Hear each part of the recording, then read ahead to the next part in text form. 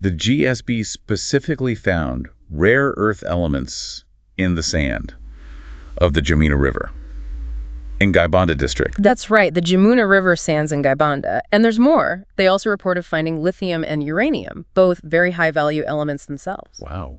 Lithium and uranium too. But wait, there's already action happening.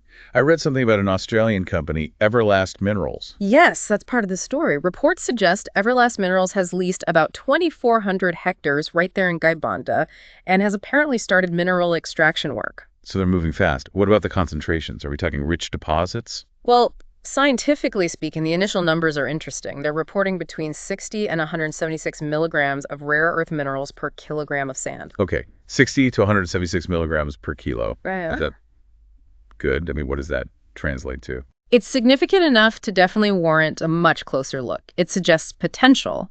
Now, to be clear, determining if it's economically viable requires more study. Commercial deposits elsewhere often have, higher concentrations, but this initial finding is certainly promising. It puts Bangladesh on the map, so to speak. In that hidden world you mentioned, it's all about rare earth minerals, a group of 17 elements. They have these incredible magnetic, luminescent, catalytic properties. Right. And for a long time now, China has really dominated their production. This near monopoly, it's become a huge source of tension, particularly with the U.S. I mean, the trade wars and things like that. Exactly. Trade tensions, yes, but also, very importantly, China imposing export controls on elements like terbium, samarium, dysprosium, scandium. These are absolutely vital for U.S. tech and defense industries. Okay, let's dig into that dominance a bit more. China controls, what, over 40% of the global reserves? That's huge. It is a commanding share. And as you said, they've moved past just tariffs. Now they're actively restricting exports. Over 17 critical elements require special permits. So think about the knock-on effects. Yeah. The next smartphone, maybe that iPhone 17 people talk about. Mm-hmm. The batteries in EVs, sophisticated radar, missiles, even aerospace stuff.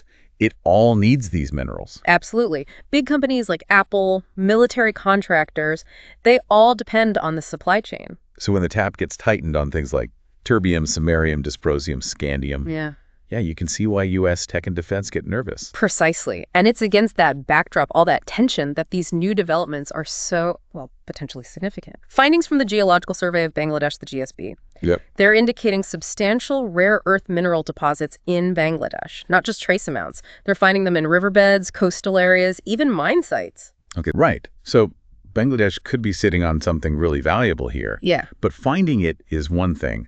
What are the big hurdles they face in actually making something of this? That's the critical question, isn't it? The practicalities.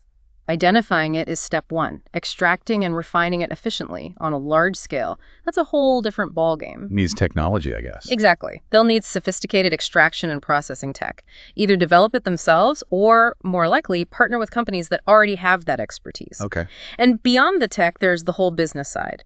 Setting up international trade frameworks, export rules. They need to navigate global markets, potentially forge diplomatic agreements to sell these minerals effectively. Makes sense. It's not just digging sand. You need the whole infrastructure, the know-how, the connections to actually get it out there onto the world market. Precisely. But if they manage all that, if they clear those hurdles, the upside for Bangladesh could be huge, right? Like a big boost in foreign currency. Absolutely. A significant potential influx of foreign currency could really help their economy, stabilize things. And maybe more influence on the world stage. That too. Possessing a resource that major powers need definitely enhances geopolitical standing. Yeah. However, and this is really crucial, they have to prioritize doing this responsibly. Environmentally, you mean? Socially? Both. Sand mining, which seems key here, carries big risks. River erosion is a major concern in Bangladesh already, loss of biodiversity, displacing communities who live and depend on the riverbank. Yeah, that's a huge potential downside. It is. They absolutely need to learn from mistakes made elsewhere. Ensure extraction is environmentally sound and socially just. That's vital. A really important point. Resource wealth can be a curse if it's not managed well. We've seen that story before. Okay, so pulling back to the bigger picture. How does this discovery in Bangladesh slide into that U.S.-China competition we talked about?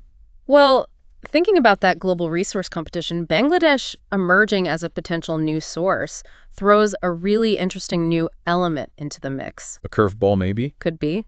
Countries like the US and others currently very reliant on China will be watching Bangladesh extremely closely now. So could Bangladesh become like a serious alternative supplier? Could this actually reduce that dependence on China? That's the multi-billion-dollar question, isn't it? It's complex. It could potentially shift things, offer diversification, but it depends on so many factors. The actual scale of the resource, the cost of extraction, the politics. Right. Historically, though, discovering critical resources often does lead to shifts in global power dynamics. We can't predict exactly how, but it's definitely something that could influence alliances, trade patterns. Yeah, you can almost picture the strategic maneuvering starting already.